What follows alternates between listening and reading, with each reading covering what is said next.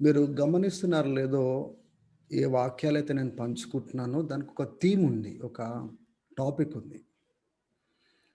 ఆ టాపిక్ దేవుడు ఏ రీతిగా అయితే నెహెమ్యా హృదయంలో తన ఉద్దేశాన్ని పెట్టి ఎట్లా నడిపించినాడో, ఆ టాపిక్ దేవుడు మెదిలిస్తా ఉంటాడు. ఒక సందేశాన్ని దేవుడు తీసుకొని వస్తా ఉంటాడు. దాని తర్వాతనే ఏ మాటలైతే పరిశుద్ధాత్ముడు తీసుకొనొస్తా ఉంటాడో, దానిపైన చాలా టైంలో ఆ యొక్క వాక్యం అనేది డెవలప్ అయ్యి, నా ముందుకు తీసుకురాబడతా ఉంటుందనమాట. కాబట్టి అటు తిరిగినా, ఇటు తిరిగినా ఆ యొక్క సబ్జెక్ట్‌ని దేవుడు తీసుకొనొస్తా ఉంటాడు. ఆ యొక్క దృష్టిని తీసుకొనొస్తా ఉంటాడు. కాబట్టి చాలా మటుకు నేను దేవుని యొక్క వాక్యాన్ని అటువంటి కోణంలో, అటువంటి అవసరతను బట్టి పంచుకోవడము జరుగుతా ఉంటుంది. మనకు బైబిల్‌లో ఉన్నాయి, ఎన్ని పుస్తకాలున్నాయి, అన్ని పుస్తకాల నుంచే మళ్ళా తిరిగి మనం చదువుకుంటా ఉంటాము. అది ప్రవచన గ్రంథాలు గానీ, లేకపోతే సువార్త పత్రికలు గానీ, ఏవైనా గానీ తిరిగి ఆ పుస్తకాలే తెరుస్తాము. కాబట్టి కొన్నిసార్లు తెరిసిన పుస్తకమే తెరిచినప్పుడు మనం ఏమనుకుంటామంటే, ఇవన్నీ మేము విన్నాం గదా! ఇవన్నీ మేము ముందే చదివినాం గదా! అనే అవగాహనతోని కూర్చుంటాము. దయచేసి ఎవరు గూడా అటువంటి ప్రీ కన్సీవ్డ్ ఐడియాస్ తోటి దయచేసి కూర్చోకండి. దేవుడు ఏం మాట్లాడుతున్నాడు? ఏం సబ్జెక్ట్ ఇక్కడ వింటున్నామో, దేని గురించి ధ్యానం జేస్తున్నామో, దానికి సంబంధించి విన్న తర్వాత మనము పరిశీలించడానికి సమయం ఇవ్వాలి. పరీక్షించుకోవడానికి సమయం ఇవ్వాలి. మన జీవితంలో ఆ వాక్యం యొక్క ప్రాముఖ్యత ఏంటి? ఎంత ఫలము ఈ విషయాలలో మన జీవితంలో మనం కలిగి ఉన్నాము. మనం ఎంత డెవలప్ అయినాము అని మనం పరిశీలించుకోవాలి. ఒకవేళ పరిశీలించకుండా ఆదివారం నుంచి ఆదివారం వరకు కేవలం వినడానికే వస్తే మన జీవితాలు బాగుపడవు. మన జీవితంలో ఎటువంటి ఫలం ఉండదు. దేవుడు ఏం మాట్లాడుతున్నాడు, నేనేం చేస్తున్నానో ఆ కోరిలేషన్ అనేది ఉండదు. కాబట్టి దయచేసి ఈ విషయాన్ని మీరు గమనించుకోవాలని నేను కోరుతా ఉంటున్నాను. ఈరోజు మనం ధ్యానించే అంశం ఏంటిదంటే, when life doesn't go our way. మనం అనుకున్నట్టు మన జీవితము ఆ రీతిగా ఉండనప్పుడు. గమనిస్తున్నారా ఇక్కడ? ఈ సబ్జెక్ట్‌లో 2 విషయాలు మనం గమనించగలుగుతాము. ఒక విషయం ఏంటిదంటే, దేవుడు మన జీవితాన్ని ఎలా ఉండాలని ఇష్టపడుతున్నాడు, కోరుకుంటున్నాడు. ఇంకొక వైపున మనం చూసినట్లయితే, మనము మన జీవితం ఎలాగుండాలో మనం కోరుకుంటున్నాము. అది రెండో కోణము మనము చూడగలుగుతాము. కాబట్టి యోనా ప్రవచనాల నుంచి, యోనా పుస్తకం నుంచి మనం ఈ విషయాన్ని ధ్యానించబోతా ఉంటున్నాము. When life doesn't go our way, మనం అనుకున్నట్లుగా మన జీవితము ఉండనప్పుడు మనం ఎలా స్పందిస్తాము? మనం ఎలా హ్యాండిల్ చేస్తాము? నేను చాలా మందిని గమనించినాను.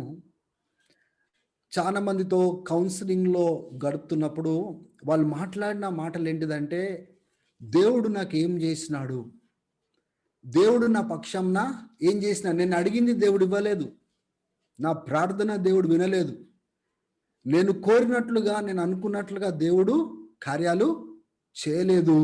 కాబట్టి నేను ఈ దేవుడిని ఎందుకు వెంబడించాలి అని మాట్లాడిన వారు చాలా మంది ఉండి ఉన్నారు. కాబట్టి దేవుని బిడ్డలారా, ఇటువంటి పరిస్థితులు మన జీవితాల్లో వచ్చినప్పుడు, when our faith is tested, మన విశ్వాసము, మన ఆధ్యాత్మిక మన ప్రయాణము ఎటువంటి స్థితిలో వస్తుందంటే, where we begin to question the very character of God.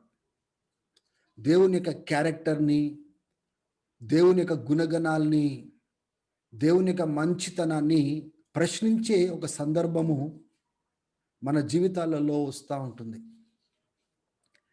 అటువంటి సందర్భాలు వచ్చినప్పుడు చాలా ఛాలెంజింగ్ ఎన్వైరన్మెంట్‌లో మనమందరం ప్రవేశిస్తాము. అటువంటి సమయంలో మనం అడిగే ప్రశ్న ఏంటిదంటే, ఎందుకు దేవుడు నేను కోరినట్లుగా నడవట్లేదు? దేవుని బిడ్డలారా, ఎన్నో సార్లు నా దగ్గర మీరు వినుంటారు. మనం అనుకున్నట్లుగా దేవుడు నడవడానికి లేడు. దేవుడు అనుకున్నట్లుగా నడవడానికి మనం ఉన్నాం. ఈ దినాలలో ఎంతోమంది ఎన్నో రకాలుగా బోధలు చేస్తూ ఉన్నారు. తప్పుడు బోధలు చేస్తూ ఉన్నారు. వాళ్ళు ఎటువంటి బోధ చేస్తూ ఉన్నారంటే, మనం చెప్పినట్లుగా దేవుడు వింటాడు అనే రకమైన బోధలు చేస్తూ ఉన్నారు. మనము ఆజ్ఞాపించాలి, నిజంగా ఆజ్ఞాపించాలి. ఎప్పుడు ఆజ్ఞాపించాలంటే అది దేవుని చిత్తానుసారంగా ఉన్నప్పుడు మనము పరిస్థితులపైన ఆజ్ఞాపించాలి. దేవుని వాక్కు ఉన్నప్పుడు మనం ఆజ్ఞాపించాలి. కానీ దేవుడిని మనం ఆజ్ఞాపించేంత స్థాయిలో మనము సృష్టి అయి ఉన్నాము. ఆయన మన సృష్టికర్త అయి ఉన్నాడు. కాబట్టి మనం చెప్పినట్లుగా ఆయన నడవడానికి లేడు. మానవులు ఆయనను అర్థం చేసుకొని ఆయన కోరినట్లుగా, ఆయన చిత్తానుసారంగా, ఆయన ఉద్దేశం అనుసారంగా నడవవలసిన అవసరత ఉంది. కొన్నిసార్లు మనం ఏం చేస్తామంటే, దేవుడు మనం అనుకున్నట్టుగా నడవాలని ఇష్టపడతాం. ఎప్పుడైతే దేవుడు మనం అనుకున్నట్లుగా ఇష్టపడనప్పుడు మన రియాక్షన్ వేరుగా ఉంటుంది. ఒక్కొక్కరు ఒక్కొక్క రకంగా రియాక్ట్ అవుతారు. దేవుడిని మంచివాడుగా ఇంకా చూడరు. దేవుడు తోడుగా ఉన్నట్లుగా చూడరు. దేవునితో సంబంధం ఎందుకు అన్నట్లుగా మనం చూస్తూ ఉంటాం. కేవలము దేవునికి సంబంధించిందే కాదు, మన వ్యవహారిక అంటే నార్మల్ లైఫ్లో కూడా దయచేసి గమనించండి. ఎవరైనా మనం కోరినట్లుగా ఉండనప్పుడు మన రియాక్షన్ ఎలా ఉంటుంది? When people don't walk the way we want them to walk, how will we respond to such people? ఈ దినము మన దృష్టి అంతా అటువంటి రెస్పాన్స్ పైన మనం ఉంచుకోవాలి. మన ఆలోచన అంతా నా రెస్పాన్స్ ఎలాగుంది, నా యొక్క స్పందన ఎలాగుంది, నేను ఎలా స్పందిస్తున్నాను. ఈ యోనా పుస్తకంని మనము తిరిగి చూసినట్లయితే చూడండి, 4వ అధ్యాయంలో మీరు గమనించినట్లయితే, ఏదైతే యోనా ఆశపడ్డాడో ఆ ఆశకు అనుగుణంగా దేవుడు కార్యము చేయలేదు. ఈ 4వ అధ్యాయంలో మీరు గమనించండి, ఇట్ డిస్ప్లీజ్డ్ జోనా ఎక్సీడింగ్లీ. చాలా దుఃఖము కలిగించిందంట యోనాకి. ఎందుకు అంటే యోనా అనుకున్నట్లుగా దేవుడు చేయలేదు కాబట్టి. ఆయన ఏమని ప్రార్థన చేసినాడు గమనించండి. ఇప్పుడు దేవుడు అంటే యోనా కోరినట్లుగా దేవుడు నడవనప్పుడు యోనా యొక్క స్పందన ఎలాగుంది? This is exactly what we're going to meditate this morning. ఎలాగుంది? He was displeased, he was not pleased at all. అసలు ఆయనలో సంతోషం లేదు, ఆనందం లేదు, చాలా దుఃఖపడుతున్నాడు, నిరుత్సాహంలోకి వెళ్ళిపోతా ఉన్నాడు. దేవుని బిడ్డలారా, కొన్నిసార్లు మన జీవితంలో కూడా దేవుడు కోరుకున్నట్లుగా నడిచిన సందర్భాలు ఉంటాయి, దేవుడు చెప్పినట్లుగా నడిచిన సందర్భాలు ఉంటాయి. కొన్ని సందర్భాలలో మనం కోరినట్లుగా దేవుడు నడవని సందర్భాలు కూడా ఉంటాయి. దేవునికి కారణాలు వేరుంటాయి. ఈ వాక్యంలో మనం ధ్యానం చేస్తాం ఆ విషయాలు. దేవునికి తన కారణాలు ఉంటాయి. మనము దేవునికి అనుగుణంగా మనం నడవాలా, లేకపోతే మనకు అనుగుణంగా దేవుడు నడవాలనా? ఒకవేళ మనం కోరినట్లుగా అనుకుందాము, మనం కోరినట్లుగా దేవుడు ఒకవేళ స్పందించినట్లయితే దేవుడుగా ఉండలేకుండా ఉంటాడా? కాకుండా ఉంటాడా? దేవుని యొక్క మంచితనము చెడుతనంగా మారిపోతుందా? బహుశా మనం దేవుడిని సరిగా అర్థం చేసుకోవట్లేదని ఎందుకు అర్థం చేసుకోకూడదు మనము? ఇక్కడ చూడండి, యోనా ఏమని ప్రార్థన చేస్తా ఉన్నాడంటే, oh Lord, is not this what I said when I was in my country? దీని దగ్గరికి మళ్ళీ వద్దాం. ఆయన తన దేశంలో ఉన్నప్పుడు, ఇజ్రాయెల్ దేశంలో ఉన్నప్పుడు దేవుడేమో లేచి, యోనా నువ్వు నినివే పట్టణానికి వెళ్ళు అని చెప్పినాడు. నినివే పట్టణం అనేది అదొక అన్య సంప్రదాయములలో అన్యులు నివసిస్తున్న దేశం. అది నినివే పట్టణము. ఆ నినివే పట్టణానికి వెళ్ళు అని చెప్పినప్పుడు ఈయన దేవునితో వాదించినట్లుగా మనం చూస్తున్నాం. అది మొదటి అధ్యాయంలో మనం చూడము. మొదటి అధ్యాయంలో దేవుడు లేచి యోనా నువ్వు నినివే పట్టణానికి వెళ్ళు అనగానే ఇమీడియట్గా ఆయన యొప్పాకు వెళ్ళి ఆ బార్డర్, ఇస్రాయల్ బార్డర్లో ఉన్న యొప్ప ఆ యొక్క పోర్ట్లోకి వెళ్ళి అక్కడి నుంచి ఒక పడవని తీసుకొని ఆయన ఎక్కడికి వెళ్తున్నాడు అంటే కంప్లీట్గా ఆపోజిట్ డైరెక్షన్లో ఆయన వెళ్తా ఉన్నాడు. టర్షీష్ వైపున వెళ్తా ఉన్నాడు. టర్షీష్ అనేది ఎగ్జాక్ట్గా అది ఈ దినాలలో చూసినట్లయితే స్పెయిన్ ప్రాంతం అన్నమాట. అంటే ఆపోజిట్ డైరెక్షన్లోనికి వెళ్తున్నాడు ఆయన. ఇశ్రాయేలు ఇక్కడ ఉంది, నినివే ఇక్కడ ఉంది, యోనా ఇక్కడి నుంచి ఇటు వెళ్తున్నాడు, ఇంత దూరం వెళ్తున్నాడు, అటువంటి ఓడనెక్కినాడు. అప్పుడు అక్కడ మనము యోనా వెళ్ళిపోయినట్టుగా చూస్తా ఉన్నాం, కానీ వెళ్ళక ముందు దేవునితో ఒక వాదన చేసినాడు ఆయన. ఏమని వాదన చేసినాడు ఇక్కడ చూడండి. Oh Lord, is not this what I said when I was yet in my country. అంటే దేవునితో వాదించినాడు. నేను నా దేశంలో ఉన్నప్పుడు వెళ్ళక ముందు నేను ఇది చెప్పలేదా నీకు, ఇట్లా జరుగుతుంది నాకు తెలుసు అని నేను ఇతను మాట్లాడలేదా అంటే యోనా గట్టి పట్టుబట్టినాడు అనమాట. ఆయన అనుకున్నట్లుగా అది జరగాల్సిందే. ఎందుకు అటువంటి స్థితిలోకి వచ్చినాడో నాకు తెలియదు. ప్రవక్తలు ఎప్పుడైనా కానీ ఆ స్థితిలో రావడానికి వీల్లేదు. కొంతమంది చాలా గట్టి పట్టు ఉంటుంది అనమాట. అనుకున్నదే జరగాల, అనుకున్నదే జరిగించాలని గట్టి పట్టుకునేటోళ్ళు ఉంటారు. యోనా ఆ రీతిగా ఎందుకు గట్టిగా పట్టుకున్నాడో అనే కారణాలు ఆయనకున్నాయి. యోనా చెడ్డవాడా? కాదు. యోనా దేవుని ఆత్మచేత నడిపించబడవాడా? కాదు. యోనా దేవుని ప్రవక్త కాకుండా ఉన్నాడా? అబద్ధ ప్రవక్తనా? కాదు. యోనా మనసులో ఒక గాయం ఉంది. యోనా హృదయంలో ఒక బాధ ఉంది. ఆ బాధకు తగ్గట్టుగా దేవుడు నడవాలని యోనా ఆశపడుతున్నాడు. అర్థమవుతుందా? ఆ బాధకు తగ్గట్టుగా దేవుడు నడవాలని యోనా ఆశపడుతున్నాడు. ఇక్కడ చూడండి, ఆయన ఏమని ప్రార్థన చేస్తున్నాడు. నేను నా దేశంలో ఉన్నప్పుడు ఈ విషయాలు నేను చెప్పలేదా? అందుకోసమే నేను తర్షీష్కి పారిపోయినాను. నాకు తెలుసు నువ్వు కృపగలిగిన దేవుడవు, నువ్వు దయగలిగిన దేవుడవు, నువ్వు ఏదైతే చేస్తా అని చెప్తావో అది నువ్వు చేయకుండా ఆపగలిగిన సమర్థుడివి. నువ్వు దయాదాక్షిణ్య పూర్ణుడివి. You are a gracious God, slow to anger, you will not do it, I know, but I want you to do it. నువ్వు అది చేయవని నాకు తెలుసు, అటువంటి సందర్భం వస్తుందని నాకు తెలుసు, కానీ అది రాకూడదు. నువ్వు శిక్షించాల్సిందే వాళ్ళని, నువ్వు వాళ్ళని బాధ పెట్టాల్సిందే, వాళ్ళని నువ్వు గాయపాలు చేయాల్సిందే. ఇది నేను కోరుకుంటున్నాను. ఎప్పుడైతే యోనా కోరినట్లుగా దేవుడు కదలలేదు. గమనించండి దేవుని బిడ్డలారా, ఈ దినాలలో చాలా మంది విశ్వాస భ్రష్టులు ఎందుకు అవుతున్నారు తెలుసా? విశ్వాసం నుంచి ఎందుకు పడిపోతున్నారు తెలుసా? I have seen many people. What did God do to me? నేను చెప్పినట్లుగా దేవుడు ఎక్కడ చేసినాడు నా జీవితంలో? దేవుడు ఎందుకు ఇట్లా వదిలేసినాడు నన్ను? Those people must listen to this message very carefully. ఈ సందేశాన్ని చాలా జాగ్రత్తగా మీరు వినాలి. బహుశా మీరు అట్లా లేరేమో, రేపటి దినం అటువంటి సందర్భం వచ్చినప్పుడు ఆ రీతిగా ప్రవర్తిస్తారేమో.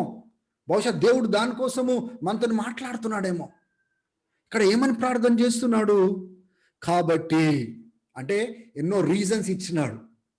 రీజన్స్ ఇచ్చి, కాబట్టి now oh Lord please take my life from me, నా జీవితము తీసేసుకో. ఏమని ప్రార్థన చేస్తున్నాడు దేవుని బిడ్డలారా? నా ప్రాణము తీసేసుకో. For it is better for me to die then to live. నేను బ్రతుకుట కంటే చనిపోవడం నాకు మేలు. అంటే ఈయన ఎటువంటి స్థితికి వచ్చినాడంటే ఈ జీవితంలో ఇంకా వాల్యూ లేదు, మీనింగ్ లేదు, ఈ రకంగా బ్రతికి లాభం లేదు, చనిపోవడము మేలు అని ప్రార్థించినట్లుగా మనం చూస్తున్నాం. తర్వాత కూడా ఆయన ఒక ఒక స్థలంలో వెళ్ళి కూర్చుంటాడు. ఒక షెడ్ లాంటి స్థలంలో కూర్చున్నప్పుడు దేవుడు ఒక చెట్టును మొలక వచ్చేటట్టుగా చేస్తాడు. మళ్ళీ రాత్రే అది మొత్తము ఒక పురుగును పంపించి తినేసేటట్టుగా చేస్తాడు. ఆ ఎండకి తట్టుకోలేక ఫెయింట్ అవుతున్నప్పుడు కూడా ఆయన ఏమని ప్రార్థన చేస్తాడో చూడండి ఒకసారి. 8వ వచనంలో ఉంటుంది. ఆ ఎండ తన మీద పడినప్పుడు యోనా నీరసించిపోతా ఉంటాడు ఆ ఎండకి. ఏమని ప్రార్థన చేస్తూ ఉంటున్నాడు? అండ్ హీ ఆస్ దట్ హీ మే డై. నేను చనిపోవాలని ఆశపడుతున్నాడు ఆయన. For it is better for me to die then to live. మీరు గమనించండి, ఏ వ్యక్తులైతే దేవుని పైన, దేవుని యొక్క చిత్తం పైన, దేవుని యొక్క ఉద్దేశం పైన దృష్టి పోయి సెల్ఫ్ పైన వస్తుందో అటువంటి వాళ్ళు ఇటువంటి భాష మాట్లాడతారు. నేను బ్రతికి లాభం లేదు, నేను బ్రతికి ఉపయోగం లేదు, నేను అనుకున్నట్లుగా జరగట్లేదు, నేను చనిపోతే మేలు. ఎవరినైనా మీరు అట్లా గమనించినారా? అట్లా మాట్లాడేవాడు. There is no meaning to my life, there is no purpose for my existence, it is waste to live a life like this. ఈ రకంగా బ్రతికి లాభం లేదు, చనిపోతే మేలు అని ఎవరైనా మాట్లాడడం మనం చూసినామా? ఈ నీనివే పట్టణాన్ని కొద్ది నిమిషాలు మనము ధ్యానం చేద్దాం. ఈ నీనివే పట్టణము it is almost 500 miles away from Israel. Israel దేశం నుంచి నార్త్ ఈస్ట్ నుంచి మనం చూసుకున్నట్లయితే 500 మైళ్ళు దూరం ఉన్న, అంటే ఇంచుమించు 805 కిలోమీటర్ల దూరము దేవుడు పంపిస్తున్నాడు. ఏ ప్రవక్త కూడా ఒక అన్య దేశానికి వెళ్ళి దేవుడు నాశనం చేయబోతున్నాడని వాళ్ళ పట్టణంలో వెళ్ళి ప్రవచించిన ఏ ప్రవక్త కూడా లేడు, యోనా తప్ప. చాలా మంది ప్రవక్తలను దేవుడు నియమించుకున్నాడు. చాలా ప్రవచనాలు వాళ్ళు వేరే దేశానికి సంబంధించి ప్రవచించినారు, కానీ దేశంలో ఉంటూనే ప్రవచించినారు. దేశము దాటి వెళ్ళి వాళ్ళ పట్టణంలో ప్రవచించుమని చెప్పిన మొట్టమొదటి ప్రవక్త నేను అనుకుంటున్నాను యోనా తప్ప వేరే ఎవరు ప్రవక్తలు లేరు. తర్వాత ఆ పట్టణపు పరిస్థితిని మనం గమనించినట్లయితే అది చాలా చెడ్డ పట్టణము, బలత్కారంతో నిండిన పట్టణము, చాలా మూర్ఖంగా విగ్రహారాధనలో చెడుతనంలో బ్రతుకుతున్న పట్టణముగా బైబిల్ గ్రంథం చెప్తా ఉంది. ఆ యొక్క పట్టణంలో చాలా సెంట్రల్ వర్షిప్ ఏంటిది అంటే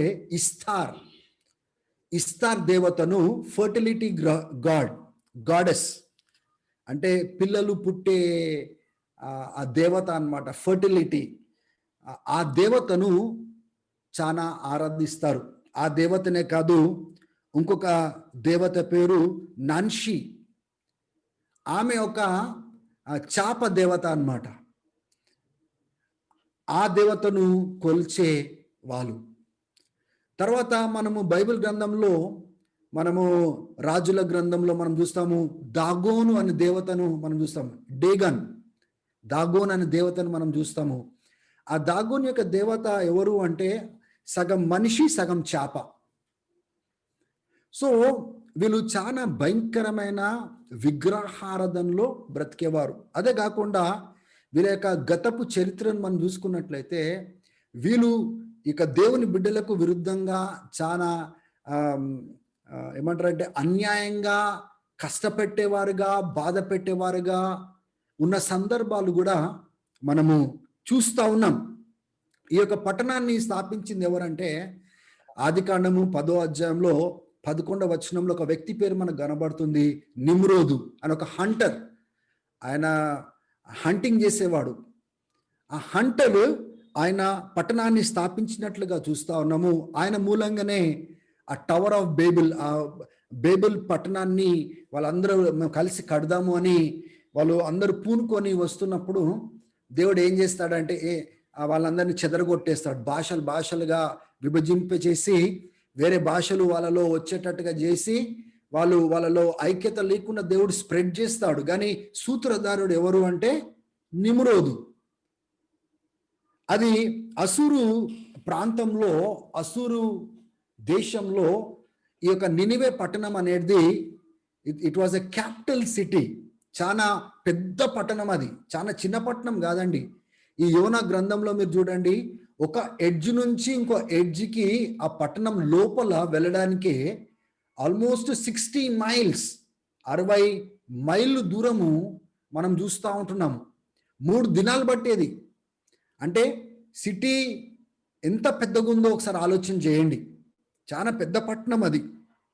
ఈ పట్టణము చాలా తిరుగుబాటుకి, దేవునికి విరుద్ధంగా తిరుగుబాటు చేయడానికి చాలా ప్రసిద్ధి కలిగిన పట్టణం అని మనం చూస్తూ ఉంటున్నాము.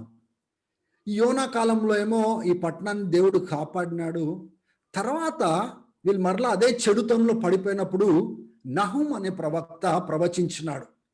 మరలా దేవుడు ఈ పట్టణాన్ని నాశనం చేస్తాడు అని ప్రవచించినాడు. అది 612 బీసీ, 612 బీసీలో అది నెరవేర్పు జరిగింది. ఈ పట్టణం యొక్క కాంటెక్స్ట్ అది. ఇటువంటి పట్టణంలోనికి దేవుడు వెళ్ళమంటున్నాడు. ఎవరిని వెళ్ళమంటున్నాడు అంటే ఈ ప్రవక్తను వెళ్ళమంటున్నాడు. ఆయన మనసులో ఎన్నో గాయాలు పెట్టుకున్నాడు. బహుశా ఈ పట్టణం యొక్క చెడుతనం చూసి ఇటువంటి పట్టణాన్ని దేవుడు క్షమించడం ఏంటి, ఈ పట్టణము నాశనము అవ్వాల్సిందే. బహుశా అటువంటి ఆలోచన యోనా కలిగి ఉన్నాడేమో. దేవుని బిడ్డలారా, this city doesn't deserve to be పార్డన్డ్.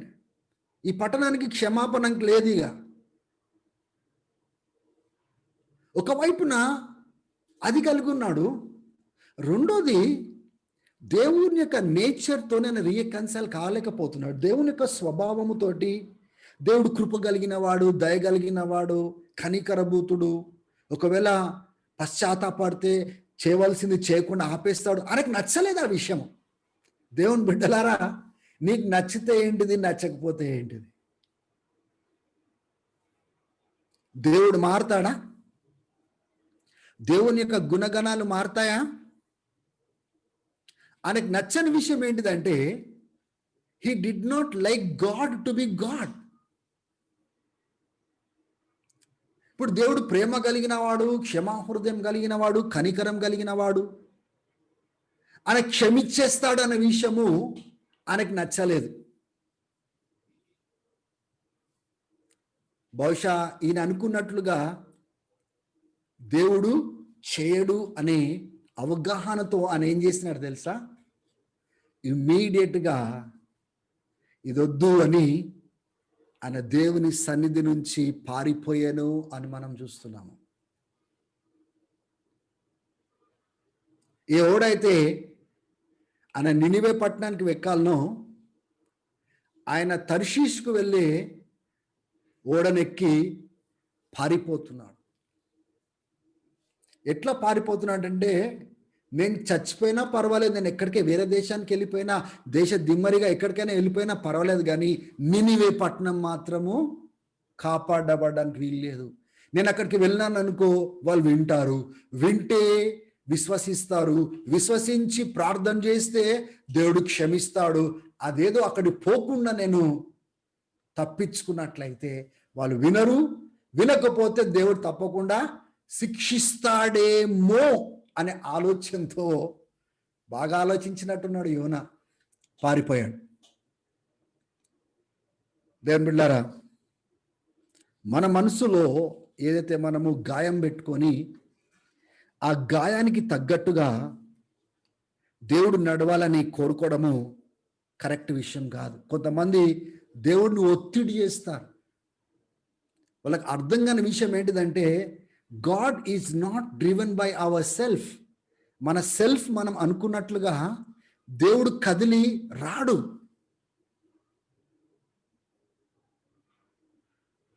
అలా కదిలి రాడైనా.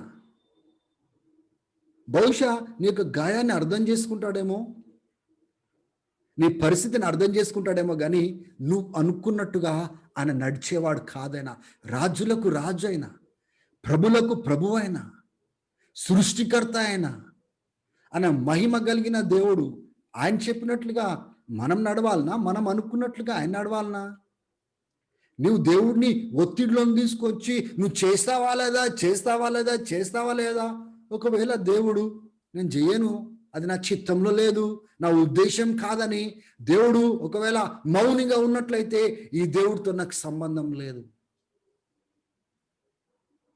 ఆ దేవుని యొక్క ప్రతినిధిగా నేను ఉండను. నేను చచ్చిపోతే మేలు. ఈ జీవితంలో నాకు ఉద్దేశం లేదు,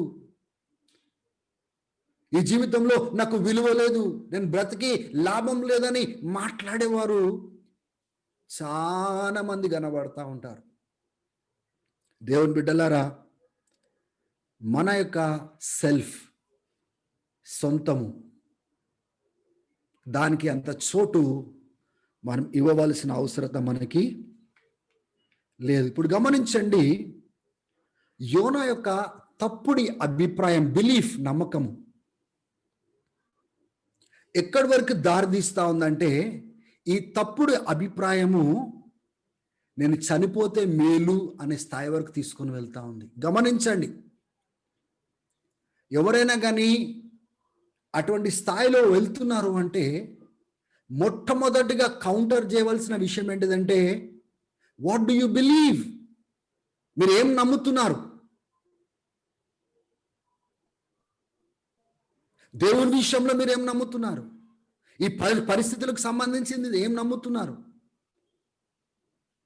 ఆ నమ్మకం పైననే రాబోయే దినాలలో ఆ పరిస్థితుల్లో మనం నెగ్గుతామా, నిలబడతామా, లేకపోతే పడిపోయి కూలిపోయి నేను చనిపోతే మేలు.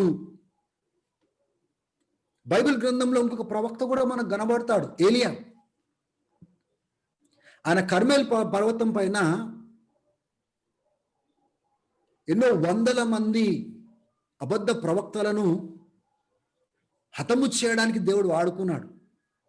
అగ్ని నుంచి, ఇక పరలోకం నుంచి అగ్ని కిందకు వచ్చేటట్టుగా దేవుడు వాడుకున్నాడు.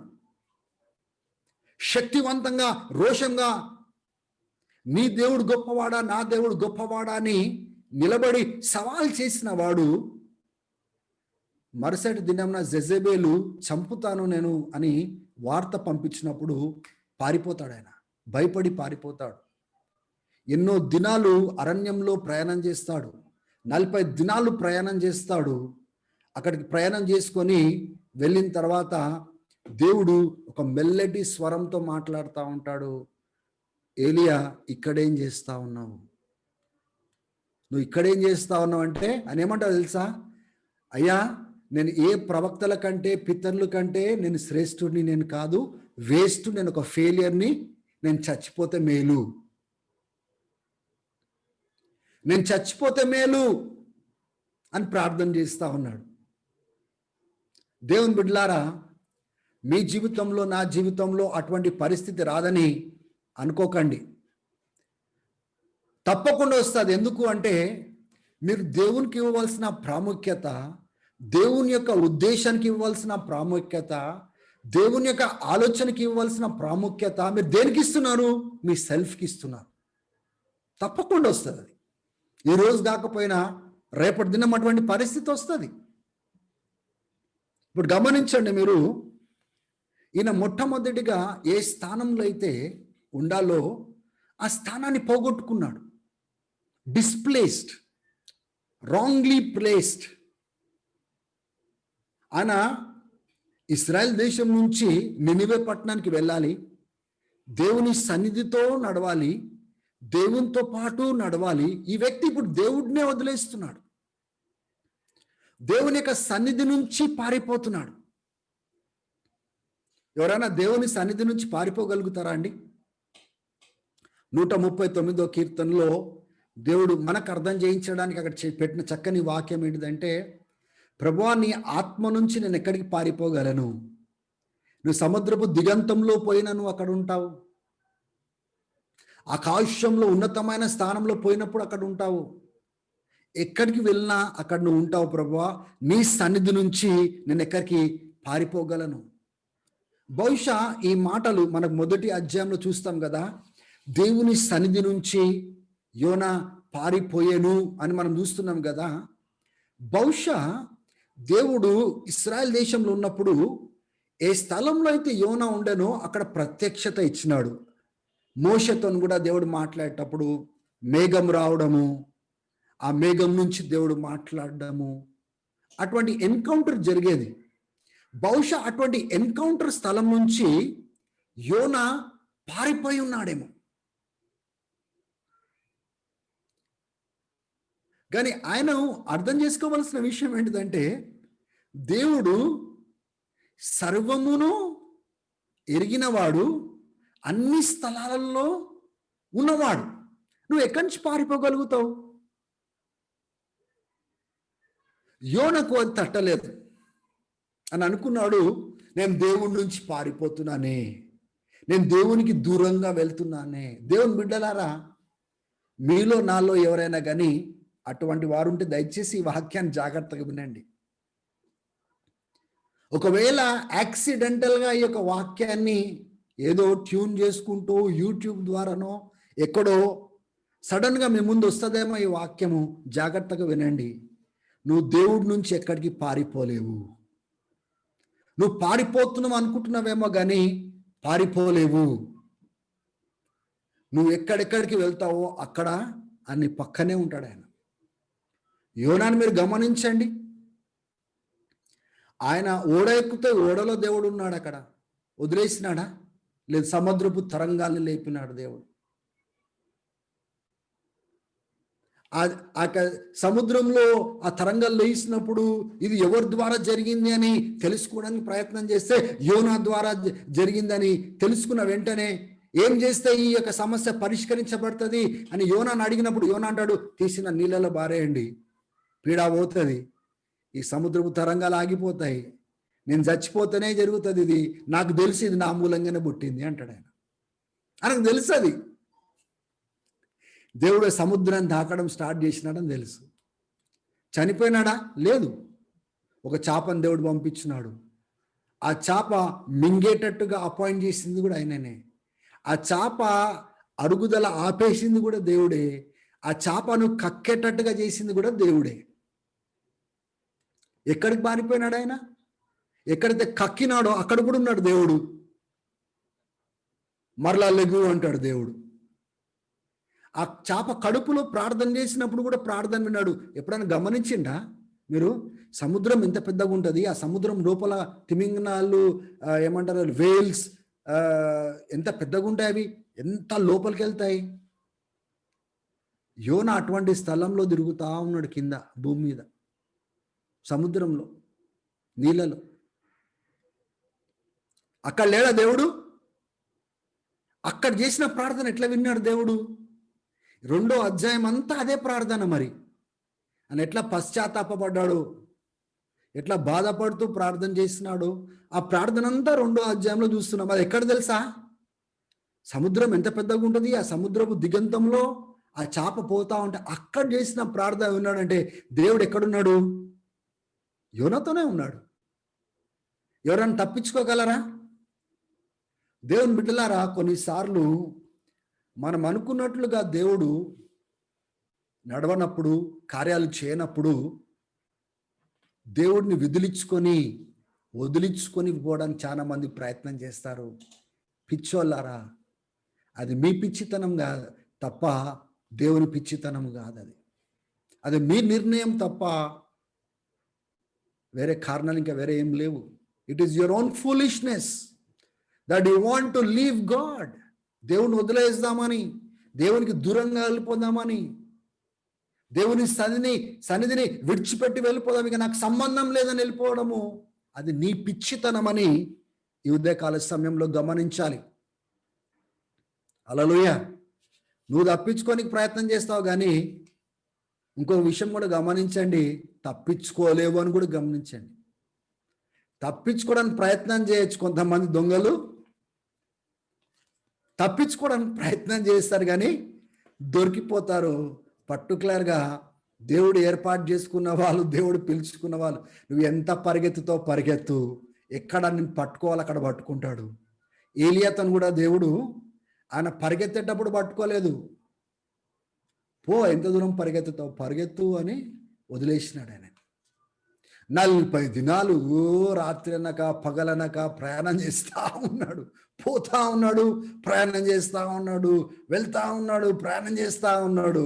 ఒక స్టేజు 40 దినాలు ప్రయాణం చేసి ఆ పర్వతం దగ్గరకు వచ్చినప్పుడు బాగా అలసిపోయి ఆ లోపల ఉన్నదంతా బాగా నిరసించిన తర్వాత అప్పుడు మాట్లాడుతున్నాడు దేవుడు. ఇక్కడేం చేస్తున్నావు అని అడుగుతాడు. ఇక్కడికి ఎందుకు వచ్చినావు అని అడుగుతాడు దేవుడు.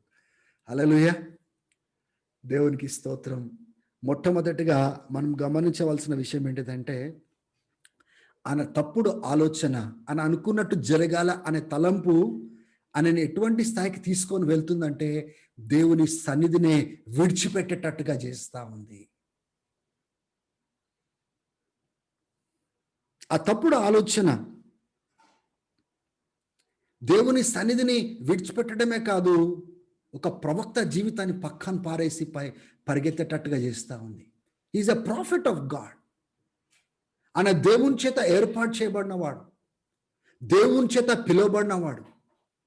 ఆ దేవుని చేత పిలువబడినవాడు, ఏర్పాటు చేయబడినవాడు ఆ ప్రవక్త పిలుపునే వదిలేసుకొని వెళ్ళిపోవడానికి ఇష్టపడుతున్నాడు ఆయన. ఇక ప్రవక్త లేదు, దేవుని ఉద్దేశం లేదు, దేవుని చిత్తం లేదు, దేవుని పిలుపు లేదని పారిపోతున్నాడు ఆయన. దేవుని బిడ్డలారా, చాలా మంది వాళ్ళ యొక్క పిలుపును, దేవుని యొక్క ఉద్దేశాన్ని ఈ రకంగా పోగొట్టుకోగలుగుతారు. తప్పుడు ఆలోచనతో బ్రతికినట్లయితే, దేవుడిని అర్థం చేసుకునే రీతిగా అర్థం చేసుకున్నట్లయితే మనము మన ప్రయాణాన్ని కోల్పోగలుగుతాము. దేవుని ఉద్దేశాన్ని పోగొట్టుకొని ఎటో పరిగెత్తుకుంటాం, మనం వెళ్ళగలుగుతాము. చాలా మంది అట్లా పరిగెత్తుకుంటా వెళ్ళిపోయిన వారు ఉన్నారు. దేవుని సేవనాపి ఉద్యోగాలు చేసుకుంటూ సామాన్యులుగా బ్రతికే వాళ్ళు చాలా మంది ఉన్నారు. దేవుడినే విడిచిపెట్టి ఈయన నిజ దేవుడు కాదని వెళ్ళిపోయిన వారు చాలా మంది ఉన్నారు. ఏర్పాటు చేయబడ్డారు, పిలువబడ్డారు, కానీ వాళ్ళ నిర్ణయాలు తప్పుడు నిర్ణయాలతోని పోగొట్టుకున్న వారు, కోల్పోయిన వారు చాలా మంది ఉన్నారు. హల్లెలూయా. దేవునితో సమ్మతించలేదు. ఆయనకున్న తప్పుడు అభిప్రాయము దేవునితో అగ్రీ కాలేదు, డిసగ్రీ అయినాడు. నువ్వు అగ్రీ అయితే ఏంటిది, అగ్రీ కాకపోతే ఏంటి? దేవుని బిడ్డలారా,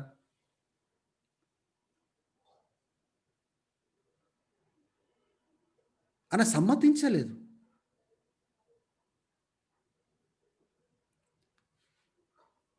మనం దేవునికి సమ్మతించాలా, లేకపోతే దేవుడు మనతో సమ్మతించాలనా? ఆమోస్ గ్రంథంలో మనం చూస్తాము, ఇద్దరు సమ్మతించకుండా ప్రయాణం చేయగలుగుతారా? ఇప్పుడు పెద్దవారికి చిన్నవారు సమ్మతించాలా, లేకపోతే చిన్నవారికి పెద్దవాళ్ళు సమ్మతించి బ్రతకాలా? చెప్పండి. పిల్లలు కూడా జాగ్రత్తగా వినండి వాక్యం. కొన్ని ఇళ్ళల్లో ఎట్లుంటారంటే పిల్లలకు పెద్దలు వినాలన్నట్టుగా బ్రతుకుతుంటారు. పెద్దలకు పిల్లలు సమ్మతించేటట్టుగా ఉండరు. అదే విషయాన్ని ఇక్కడ మనం చూస్తున్నాము, ఈ పోరాటంలో చూస్తున్నాము, ఈ యోనా విషయంలో చూస్తున్నాము. ఆయన దేవునితో సమ్మతించట్లేదు.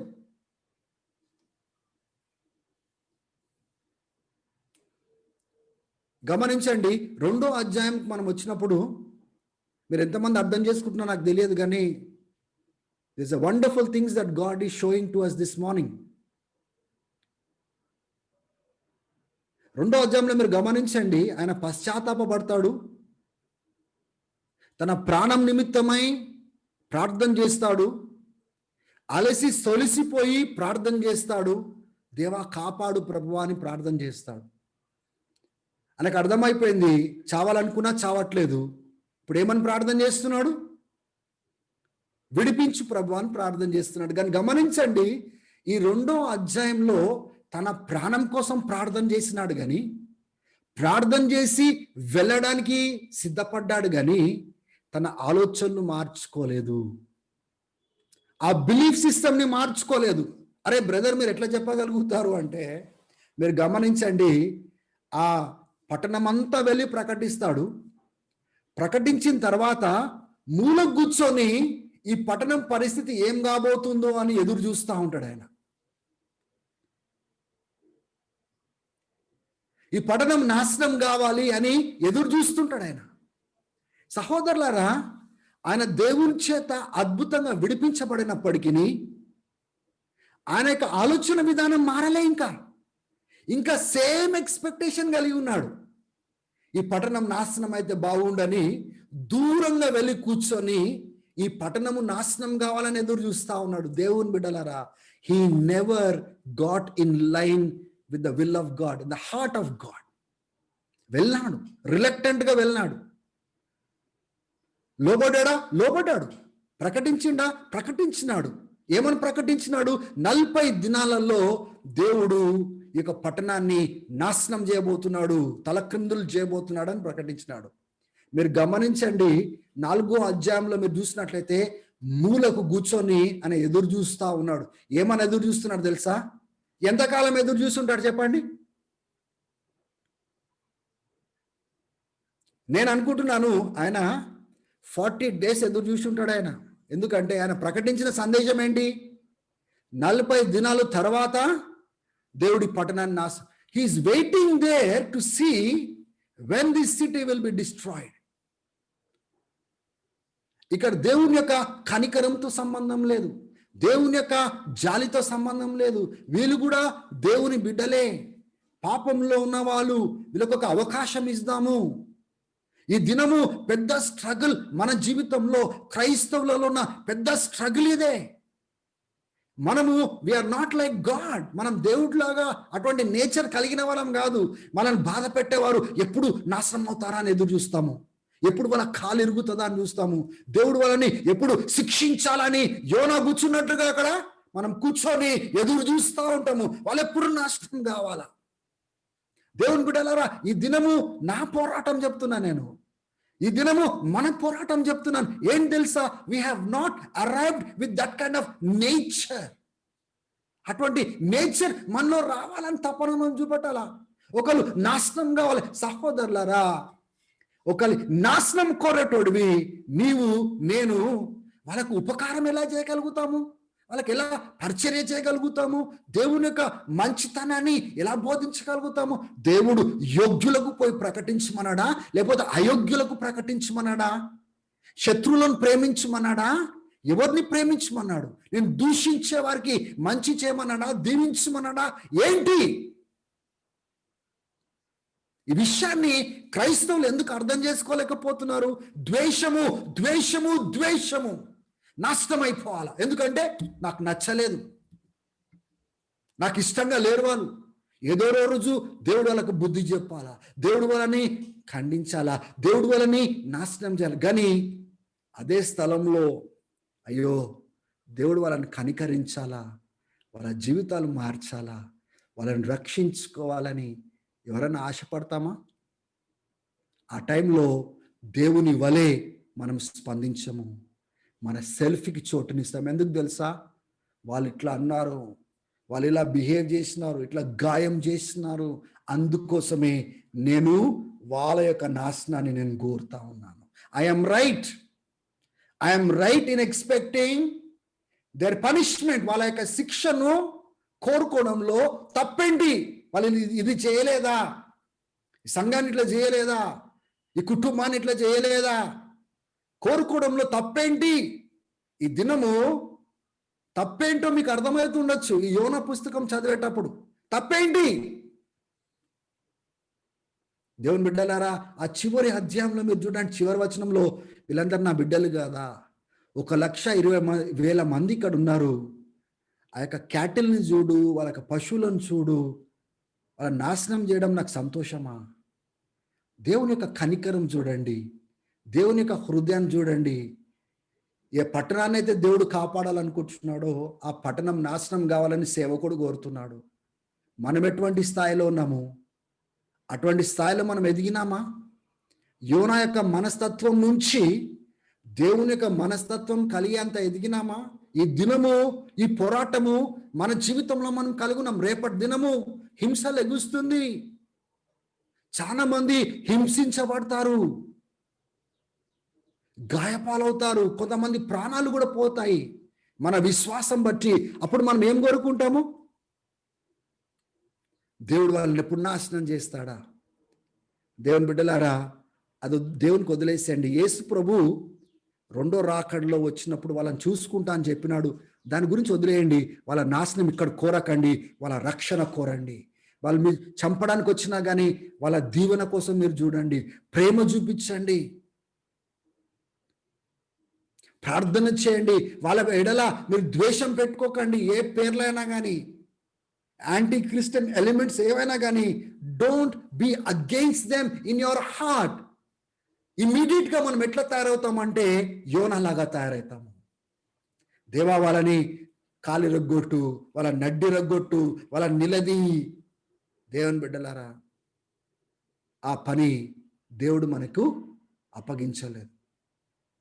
దేవుడు ఆ నినివే పట్టణానికి వెళ్ళి ఎలా ప్రకటించమంటున్నాడో, ప్రకటించినప్పుడు వాళ్ళ మనసు మార్చుకొని తిరిగినప్పుడు ఎలా క్షమించాలనుకుంటున్నాడో, అటువంటి నిరీక్షణతో మనం ప్రతి బిడ్డను మనం చూడాలి, ప్రతి కుమారుణ్ణి చూడాలి, ప్రతి పట్టణాన్ని చూడాలి, ప్రతి గ్రూప్ని మనం చూడాలి. హల్లెలూయా. ఈరోజు మనం ఎలాగున్నాము?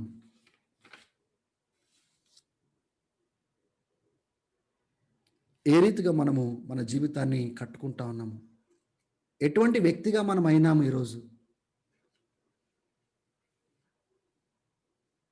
కొంతమంది ఉంటారు, చూసినవా, ఈ మెసేజ్ ఆమె కోసమే, ఈ మెసేజ్ ఆయన కోసమే అని అనుకునేటోళ్ళు ఉంటారు ఇట్లా వాక్యం వినేటప్పుడు. కాదు కాదు, ఈ మెసేజ్ నీ కోసమే, ఈ మెసేజ్ నా కోసమే, పక్కన వాళ్ళ కోసం కాదు. హల్లెలూయా. వాళ్ళతో దేవుడు వాళ్ళతో మాట్లాడతాడు. No no, what kind of person are you becoming? నువ్వు ఎటువంటి వ్యక్తిగా దేవుళ్ళు తయారవుతున్నావు? కొంతమంది ఈ మాటలు వినడానికి కూడా ఇష్టపడరు. ఎందుకంటే తొంగి చూసుకోవాల్సి వస్తుంది ఎటువంటి వ్యక్తులుగా వాళ్ళు తయారవుతున్నారు.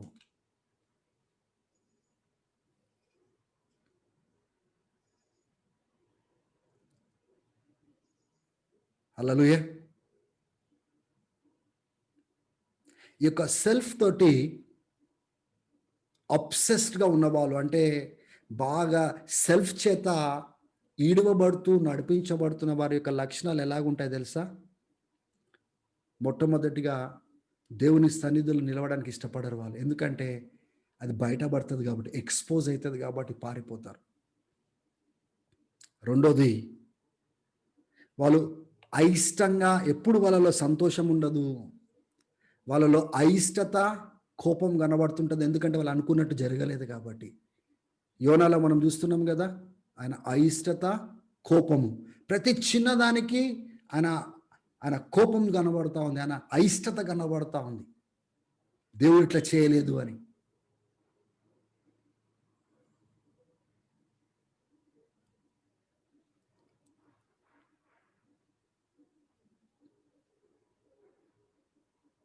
మూడోది, సెల్ఫ్ చేత నడిపించబడే వాళ్ళు అనుకున్నట్టుగా నడవకపోతే చచ్చిపోతే మేలు అనుకుంటారు. నాలుగోది, ఒకవేళ బ్రతుకుంటే ఎదుటోడు ఎప్పుడు నాశనం అవుతాడని ఎదురు చూస్తారు వాళ్ళు. ఎందుకంటే వాళ్ళు గాయంతో ఉన్నారు కదా. యోనాన్ని గమనించండి, నేను ఇంకా ఆశ్చర్యపోతున్నాను. నేను 2వ అధ్యాయం అంతా మీరు చదవండి, చేప కడుపులో ఎట్లా ప్రార్థన చేస్తాడంటే, కానీ ఆలోచన మార్చుకోలేదు. బయటికి వచ్చి వెళ్ళి ప్రకటిస్తాడు, లోబడతాడు, కానీ ఆలోచన మార్చుకోలేదు. ఆయన ఏం ఎక్స్పెక్ట్ చేస్తున్నాడు? నినివే పట్టణము నాశనం కావాల.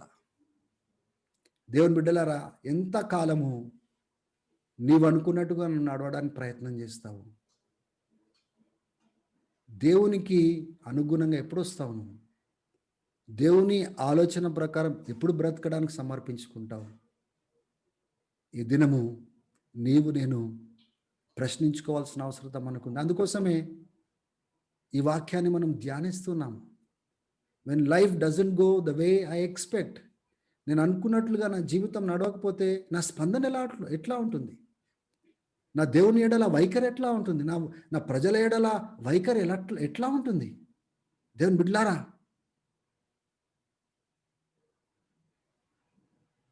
మన జీవితంలో కూడా ఈ స్ట్రగుల్ ఉందా? అయ్యో, దేవుడు కోరుకున్నట్లుగా యోనా లేడే, నేనుంటే ఎంత బాగుంటుంది ప్రభా, నన్ను అట్లా చేయి ప్రభువా.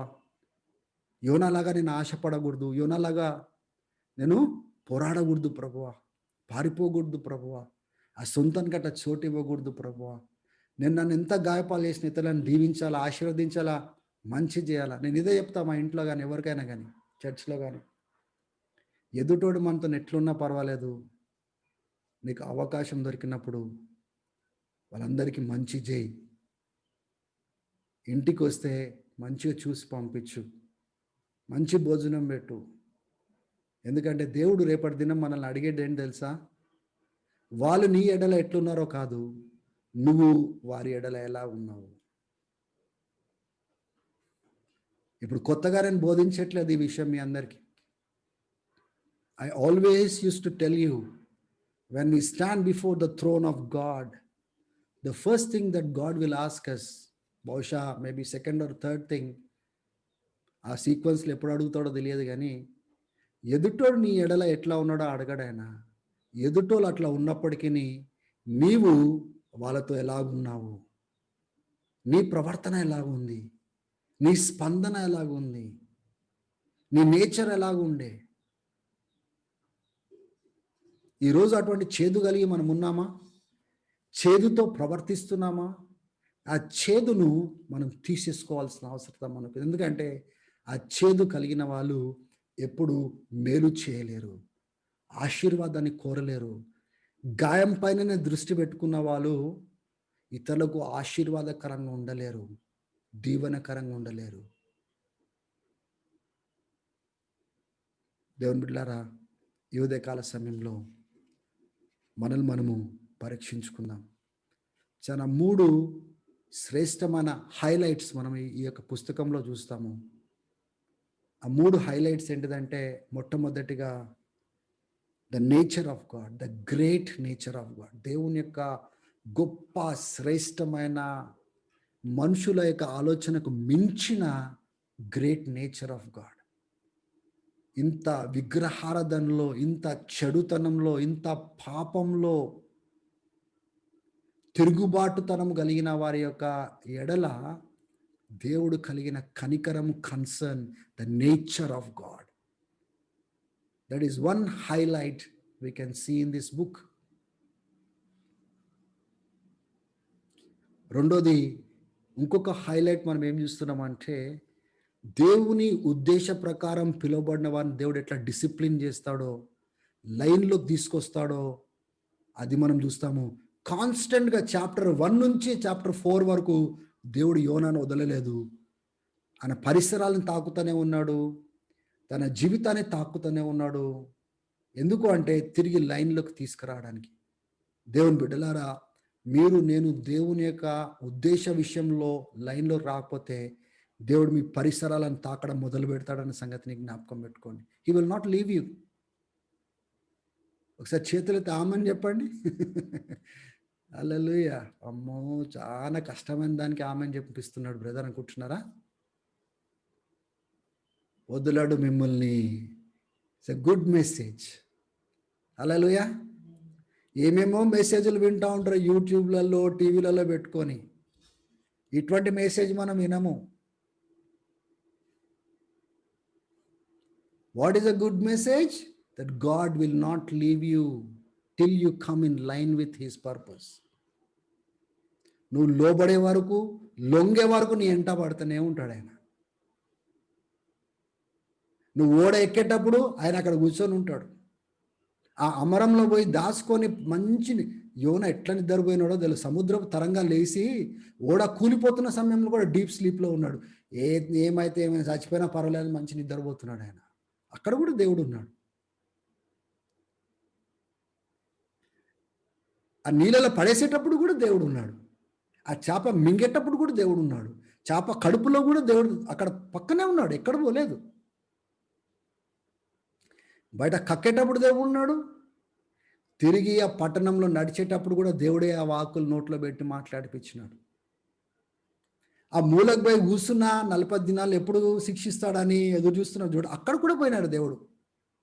అక్కడ చెట్టును మొలికింపజేసినాడు, పురుగును పంపించినాడు, మళ్ళా వచ్చి మాట్లాడినాడు. దేవుడు ఎక్కడ వదిలిపెట్టినాడు యోనాని? ఈ విషయంలో నాకు చాలా సంతోషం అనిపిస్తుంది. నేను తప్పు చేసినా కానీ, పొరపాటు చేసినా కానీ, బహుశా దేవుని యొక్క ఉద్దేశంలో ఎక్కడైనా కానీ నేను పొరపాటు చేసినా కానీ నా దేవుడు నన్ను సరి చేసుకుంటాడు. నా దేవుడు నన్ను బాగు చేసుకుంటాడు. నాకు గాయమైనా, నాకు నొప్పి అయినా ఏం పర్వాలేదు ప్రభు అని చెప్తాను నేను ఇప్పటి నుంచి. నీ లైన్లోకి రావడం నాకు ముఖ్యం. సో దీన్ని బట్టి నాకు చాలా నిరీక్షణ కలుగుతున్నది ఈ పుస్తకమును బట్టి. హల్లెలూయా. What a hope I find in my God. హల్లెలూయా. మీకెంత నిరీక్షణ కలుగుతుందో నాకు తెలియదు, కానీ నాకు మాత్రము ఐఎమ్ ఫుల్ ఆఫ్ జాయ్. నాకు గాయంతో పని లేదు, నొప్పితో పని లేదు. దేవునితో అనుసంధానం చేయబడ్డం అది ముఖ్యమైనది. అది నా దేవుడు చేస్తాడు. ఈ వాక్యంలో నేను చూస్తా ఉన్నాను. హల్లెలూయా. యోనా కొద్దిగా లేటుగా లొంగినాడు, నేను ముందే లొంగడానికి ప్రయత్నం చేస్తాను. హల్లెలూయా. దేవునికి స్తోత్రం. ఒకసారి ఆమెన్ చెప్పండి. లేట్ కమర్స్ అందరు ఒకసారి ఆమెన్ చెప్పండి. అంటే లేట్గా లొంగేటోళ్ళు ఆమెన్ చెప్పండి ఒకసారి. లేదు ప్రభా లేట్ వద్దు, ముందే సరి చేసుకుంటేనే మేలు అనుకున్నవారు ఆమెన్ చెప్పండి. అమ్మో, అందరి చేతులు ఎత్తారు. దేవునికి స్తోత్రం. ఎందుకు టైం ఇస్తారు దేవునికి? ముందే సరి చేసుకుంటే మేలు కాదు? తర్వాత మూడోది మనం గమనించినట్లయితే, వాట్ ఈస్ ద హైలైట్? మొదటి హైలైట్ ఏంటిది? దేవుని యొక్క నేచర్. రెండో ఒక హైలైట్ ఏంటిదంటే, దేవుడు పిలిచిన వాళ్ళని అస్సలు వదిలాడు. ఆయన లైన్లోకి పట్టుకొస్తూనే ఉంటాడు. ఆయన అన్నిటిని తాక్కుంటా. ఎందుకంటే వినడిగా. నువ్వు చెప్పినట్టు ఆయన వినడు. ఆయన చెప్పేటట్టుగా, నేను వినేటట్టుగా చేస్తా పోతాడు ఆయన. హల్లెలూయా. మూడోది గమనించినట్లయితే, ఈ అధ్యాయంలో we see the power of God in miracles. ఈ 4 అధ్యాయాలలో దేవుని యొక్క గొప్ప శక్తి ఆ మిరకిల్స్ ద్వారా ఎలా చేసినాడో మనం గమనిస్తాం. 8 చాలా శ్రేష్టమైన మిరకిల్స్ అక్కడ కనబడతాయి ఈ అధ్యాయంలో, ఈ అధ్యాయాలలో. 8 వండర్ఫుల్ మిరకిల్స్. మొదటి అధ్యాయము 4వ వచనంలో ఆ సముద్రపు తరంగాలు లేపుతాడు, ఆ అద్భుతము.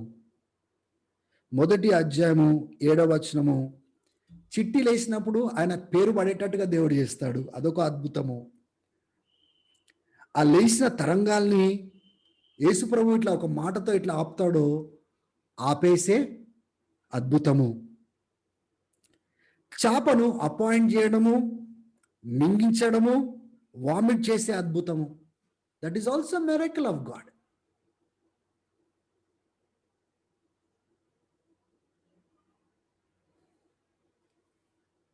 ఏ శిక్ష అయితే దేవుడు 3వ అధ్యాయం 10వ వచనంలో చూస్తాము, పంపిస్తానడో పంపించకుండా ఆపేయడం కూడా it's a miracle of God. ఆ చిన్న మొలక రాత్రే ఒక మొత్తము ఇట్లా కవర్ చేసే అంత చేసినాడు అంటే అది మిరకిల్ కదా. మళ్ళీ రాత్రే పురుగు తినేసేటట్టుగా చేసినాడు, పురుగును పంపించినాడంట. అద్భుతం కాదా? ఆ ఎండలో, మండుచున్న ఎండలో ఆ ఎండను, దాని హీట్ని పెంచింది 4వ అధ్యాయము 8వ వచనంలో దేవుడు కాదా? దేవుని బిడ్డలారా, అందుకోసం అంటున్నాను, when we are not right, then God will start touching our surroundings. మనం సరిగా లేనప్పుడు మన పరిసరాలు టచ్ చేయడం స్టార్ట్ చేస్తాడు. కాబట్టి ఈరోజు మనం విన్న సందేశం ఏంటిదంటే, ప్రాముఖ్యంగా మనం అనుకున్నట్టుగా దేవుడు నడవకపోతే చివరికి మనం ఏం చేయాలి తెలుసా? నేనే తప్పు చేస్తున్నట్టున్న ప్రభు అని గ్రహించి దేవుడు అనుకున్నట్టుగా పరిశీలించుకొని, పరీక్షించుకొని, సరిదిద్దుకొని ఆయనలో ముందుకు సాగే అవసరత మనకుంది. That is the only solution. Don't end with God is wrong, end with I am wrong. దేవుడు తప్పు చేసినాడు, తప్పులో ఉన్నాడు అని ఎండ్ కావద్దు. నేను తప్పులో ఉన్నాను, దేవుడు కాదు అని ఎండ్ చేస్తే మన జీవితానికి ఒక నిరీక్షణ ఉంటుంది, ఒక హోప్ అనేది ఉంటుంది. దేవుడు మీ అందరినీ దీవించునుగాక. Amen, amen, amen.